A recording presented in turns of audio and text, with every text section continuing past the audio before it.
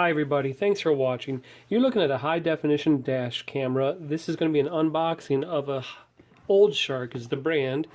And this is the Old Shark. Let's see if we have a number on here. I'll put the brand number on the bottom here. It comes with 32 gigabyte memory card. It is brand new. Price on these as of June of 2017. It's about $60 if you get it online. 170-degree field of view, I remember, on this. And let's take a look.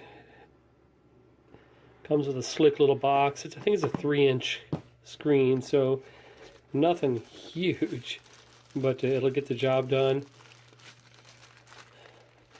Pretty slick. There's the forward 170-degree field of view camera. It's got a little plastic on it to protect the lens. I think it has like a 3-minute battery life once it's fully charged. So pretty much have to have this hooked up at all times. But let's take a look at what's inside the box.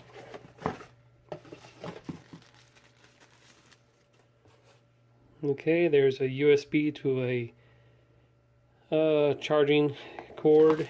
Here's a bunch of clips that are probably to help mount it or run the wire along the car, the interior of the car.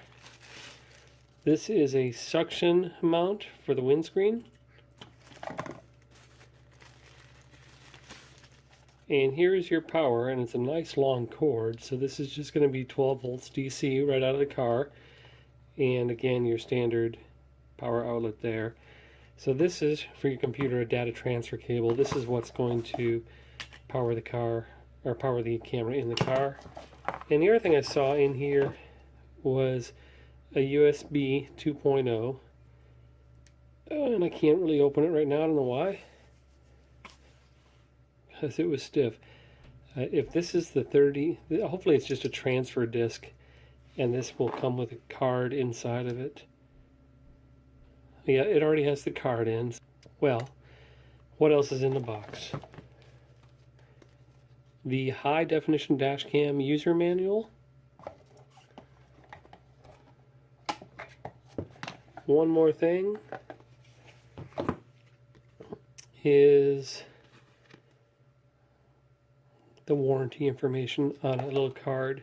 So I'm going to take a few minutes and I'm going to read about this, and we're going to install it in the family minivan because, you know, like most people, about once a day we're driving and we see something and we're just shaking our heads at. And this will help record it. We might upload some of this stuff so you can shake your heads at it too. But let me read this and we'll get right back to you. Okay, here we are with it hooked up to my little workstation where I'm going to show you how it works. Here is the data transfer cord, which I'm going to temporarily use as a power cord. I've got this little micro battery pack that I'm going to hook up here to show you the startup screen.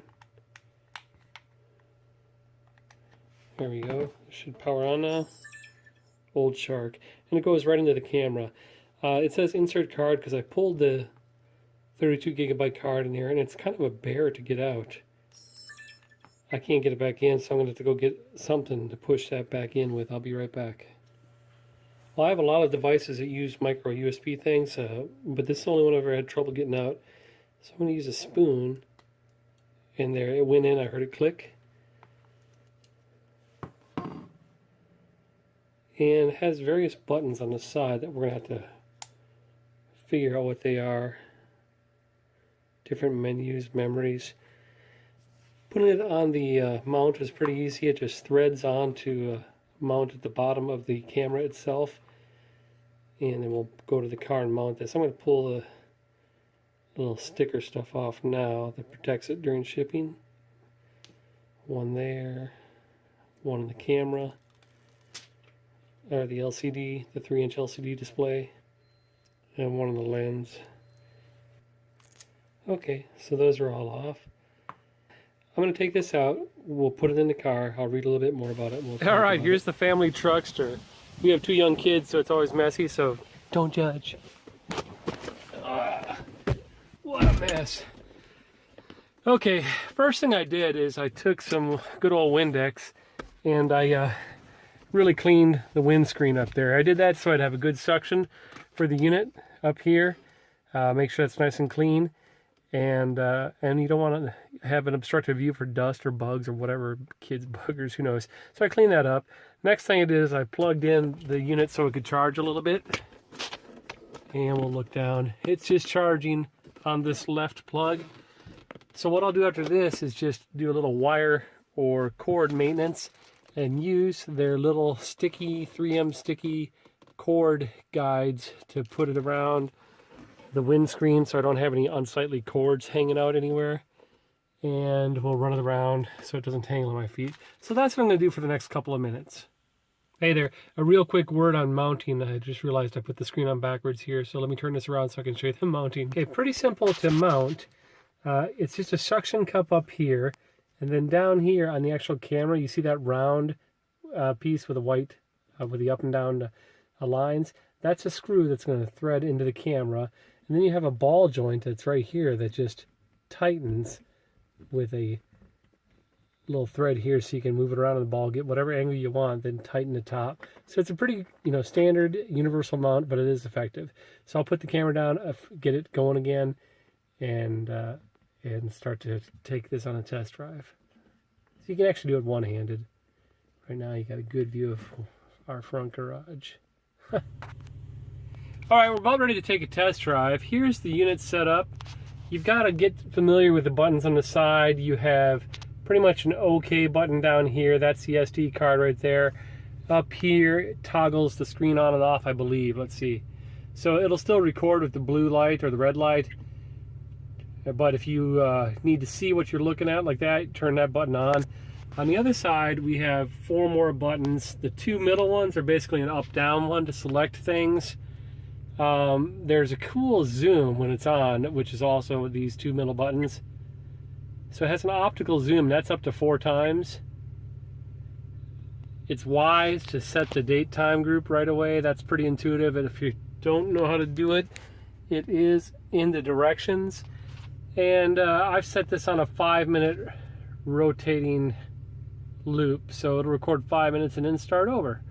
We're going to take a test drive, and I'm going to check out its audio capabilities. There's a way to mute it, but right now you can see that the audio is on via that little white microphone icon. I don't know if we're actively recording.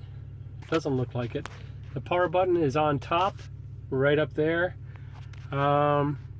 That's about it. I'm just going to try to remember how to turn it on so we can record, and we will, let's see.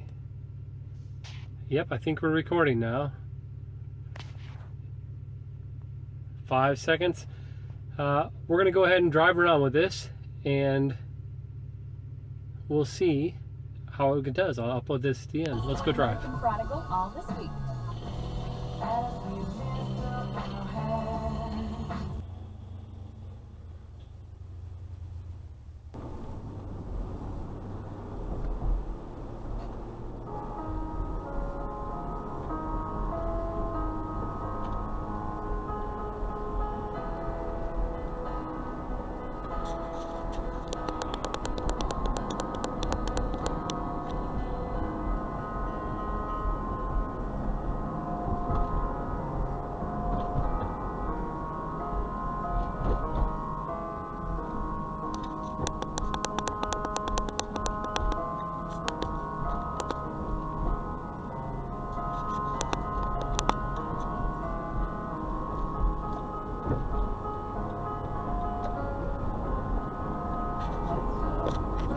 One theory, because the ropes on bed frames had to be tightened occasionally because they would sag, but only more well-to-do people could afford that kind of bed instead of just sleeping on a sack, basically.